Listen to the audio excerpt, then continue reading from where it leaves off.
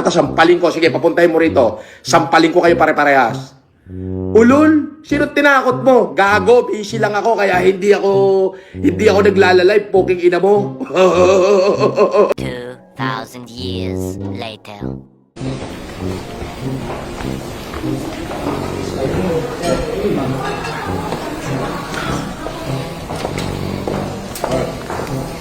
I-send lang po namin yung warang.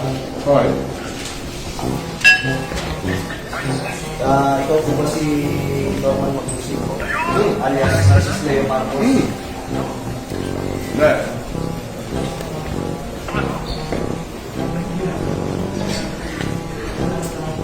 Okay.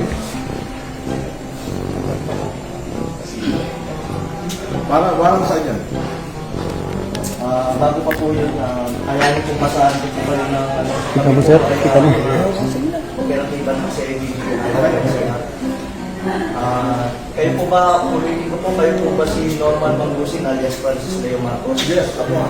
Kayo ay aming ina-aresto sa bisa ng warrant of arrest na issue ng RTC Branch 294 Paranaque City for violation of unjust taxation under Article 287 of Revised Penal Code as amended in relation to Section 6 of RA 10175. Kayo ay magkakatang manahimik, sir, o magsawarang kibo o ano man ang inyong sabihin ay maaaring maging ipaboro laban sa inyo. Sa anumang hukuman, kayo rin ay may karapatan kumuha ng sarili ng abogado at kumuha ng at kung wala po kayong sariling abogado, kayo po ay pagkakalooban ng libre ng gobyerno. Kayo rin po, Andito ako sa inyo, kayo po ay may partner. karapatan kumuha ng sarili ng doktor na magsusuri ng inyo. Sir, pwede pa po yan at ano nyo yung karapatan po. Sige. Kayo rin po ay may karapatan po magpasuri sa sino mang doktor at kung wala po kayong kakayahan ay pagkakalooban po kayo ng libre din po ng gobyerno ng doktor na susuri po sa inyo. Okay. Ito po, naiintindihan niyo po ba ang inyong mga karapatan? Naiintindihan ko. Okay po, kayo po ay isasama po sa amin para po sa inyong... Attorney, Ito po, basahin po. unjust fixation daw sa Paranaque. Hindi ko alam kung sino complainant nito.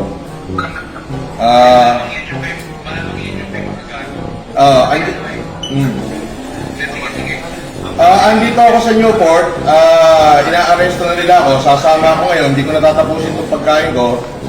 Inilive na nila ako. Pwede bang sasama na lang ako, Brad? Huwag mo na ako ipahiya. Hindi, kailangan po kasi may procedure po tayo. Sige, sandali. Iranin ko lang. May procedure po tayo, sir. Attorney, nasaan ka ba?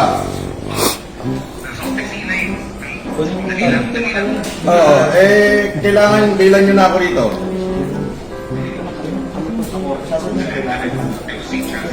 Nang live ko, hindi ko lalabas ng live. Hindi naka-live ko.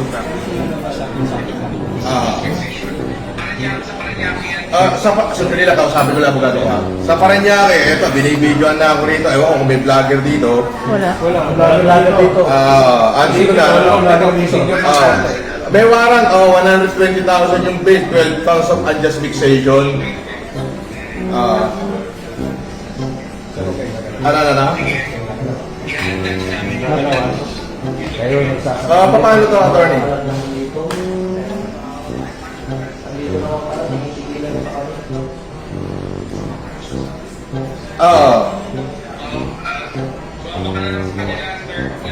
Tapos, Pwede po kayong kasuhan ng justice, ha? sige, please. Nasabihin nyo, hindi nyo pa alam. Pinakawalan nyo kami mag-video, pero pwede ka lang mag-vlog. Pwede ba yun? Magbabagat sa... Sir, sino daw pwede contact person dito? Sa pag-bibis naman, sir. Sir, sa CIDG-NCR na lang, sir. Sa Camp Crame. Nakasad yun. Bawat CIDG-NCR kailangan niya. So, doon ako dadalhin sa CIDG-NCR. Yes, sir. Yung karami. Yun nga po. So, dadalhin daw ako sa CIDG-NCR Camp Crame. Ay, hindi ba ganun ang process? Pag may warrant at meron din kami isang reliable knowledge. Doon daw ang office ng CIDG-NCR sa Camp Crame. Pwede namin pasukin. Wala makakapigil sa amin. Sir, yung warrant, sir, is all over the Philippines, sir. Nation daw, wait daw yung warrant. Maayos mo yung coordination namin dito. Kaya ang maayos Hindi naman sa warrant yun. pag may ganito operation at kailangan tayo i-video. We need to inform mo na si Carto. Oo. Ganun po kasi yung process. Opo, may process po, pero yun nga po, may knowledge na po at ito bibigay sa business na ito mo, dito lang pwede mo malis. Sandali, attorney. Ano yan, pwede mo ano yan dyan, pwede mo... Lolo eyes.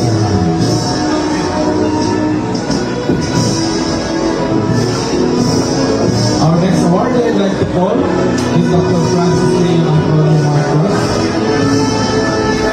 He has been awarded Most Inspiring Filipino Philanthropist, a pandemic hero during the pandemic. To receive his PhD in Humanities major in Social Services and Community Development. Ako ay ex-convict, convicted criminal at scammer.